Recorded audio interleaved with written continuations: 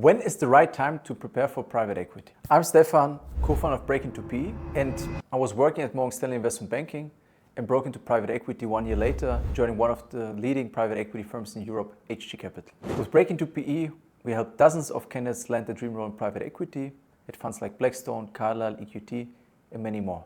Today, I want to touch on the topic of when is the right time to prepare for private equity. I've just had now a candidate that was interviewing for 1 year and didn't land any roles. She was working in investment banking, one of the top investment banks, and she was getting interviews at all of the major funds. She was interviewing for 1 year until she reached out to us. The point is, she didn't land any offers. Sometimes she made it to the second round, sometimes even to the final round. But the point is, she didn't get any offers, and she was quite desperate. Then she found out about Break Into PE because somebody recommended it to her, and we started working together. What I told her is, it's not too late, you can still do it, but you need to be mindful. And in that context, the question arose, and it's something we get oftentimes, is, okay, when is the right time to get in touch? Sometimes even people, they are starting investment banking, they have their first day on the job basically, and they ask, okay, should I already start preparing now? They get in touch because they know eventually they want to make the move, and they wonder when is the right time. What I realized when we have worked with hundreds of candidates and a group of coaches that are all top private equity professionals is that the best time to prepare was yesterday. And the second best is today. So the point is, the earlier the better. So if you're in investment banking or strategy consulting and you know you're interested in private equity, I suggest you get ready with the preparation. And what does it mean getting ready with the preparation? It's not just practicing from morning to evening the technicals and doing mock interviews. First of all, it's about understanding what is the right fund. And that's why I think it's also important to early on get support and get a guide who can help you, because this is something where you can get guidance on. So let's say you start your journey. The preparation process for tech private equity fund is very different from a consumer private equity fund. So if you know you want to go into tech private equity, you need to prepare differently and have certain learnings. So for example, if you take private equity, think about SaaS businesses. SaaS is a very interesting category that private equity firms have been interested, particularly over the last 10, 15 years. So what makes a good SaaS business? What is a good LTV to CAC ratio? What is an LTV? What is CAC? What is the difference between bookings, billings? What is deferred revenue? All of these concepts. Again, if you want to break into private equity, it's the most competitive industry in finance. You cannot just go in and see what happens. You don't get the chance. Plus the point is also with the headhunters, they will discriminate you tremendously. Why? So let's say you go with the flow. You work in investment banking and say, look, let me try private equity. You do some interview processes. If you don't land the roles, the headhunters, they will not put you forward to other funds. It's hard, but that's the reality. So the point is essentially, you don't have a lot of shots. It's not like, oh, if you didn't work with this fund, you can go another. You may be able to if you did a decent performance, and also if you're working with other headhunters, but at some point it would get slimmer. And so the situation here also with the girl that we're working with is, she was well prepared. She did a lot of the right things. But I could see already in the first coaching session what the challenges were, and I could tell her exactly the reason why she didn't land offers. And the point was, she was trying by herself, she was reading guides, she was preparing. But the point is, if you don't know what to prepare, plus if you don't prepare it the right way, it's pointless.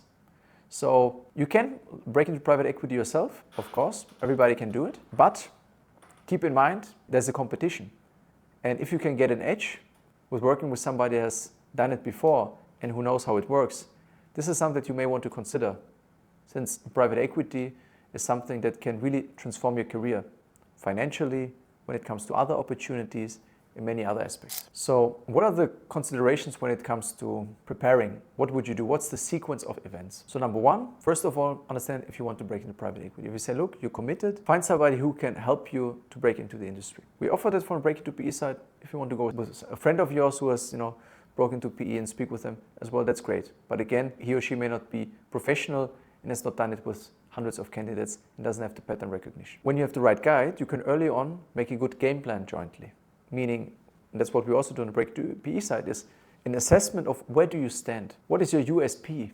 What are your strengths? What is your value proposition? 95% of people who reach out to us say they want to do private equity. And when I ask them, okay, look, what are you interested in? They say, oh, technology or TMT is interesting. Okay, so what are you working at currently? I'm in consumer retail at JP Morgan. I'm doing industrials at Evercore. It's great, but since TMT and tech is probably the most competitive private equity segment, what edge do you have compared to somebody who's in the tech team at Goldman Sachs, for example, because that's the competition. So here it's not about only finding what's interesting to you, but also understanding where do you have a right to win. So maybe we need to say, look, actually, let's focus on a fund, if you had ever focused industrials, who's focusing on the industrial segment, but also has done some things with industrial technology, or where technology is at the forefront, or where there's an element of transformation in the portfolio companies. That would be a much better fit. Once you have understood what the right segment is, and the right type of fund, you need to know, okay, what are then these specific funds? Because there are hundreds, even thousands of different private equity funds. What are the ones that you should focus on? Once you have those, then the question is how do you get in touch? There are two ways. You can do it via the headhunters, or you can go directly.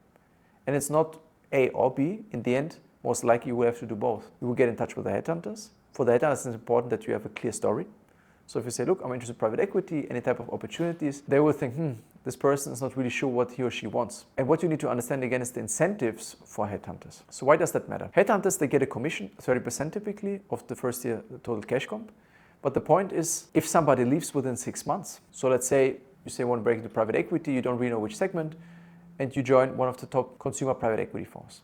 Let's say LCAT, but you don't like consumer. You say, I don't like the industry at all. I would really prefer technology. And you leave. The headhunter needs to find a replacement for you. And this is something that's obviously very costly. So then the point is, you need to understand the incentives and play it accordingly. So now you understand, and this is something that is on a case-by-case level that you need to understand how to get in touch. What is the right way to get in touch with the headhunters? What do you tell them exactly? What are the right headhunters? Same also when you direct outreach.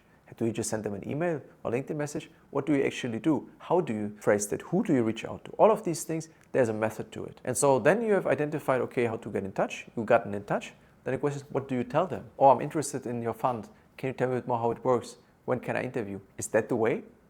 What else do you need to know? Maybe you pitch an investment to them. What kind of investment would you pitch? How would you approach it? What kind of output would you send them?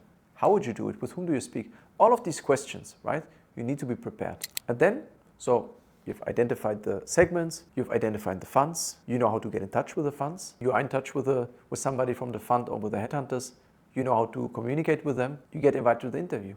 What do you do now? So here, oftentimes things can move very quickly. You may think, oh, you have time, you still want to learn a bit more on your job. But the point is because investment banking and strategy consulting is unpredictable. So you may say, look, I'm actually right now just starting investment banking. I want to prepare later on because I want to really focus now on the first deals, and then private equity I can explore later on. Okay, that's great. But the point is maybe in 6 months, 9 months from now, you may be working on a live deal and you will not have the time to really prepare.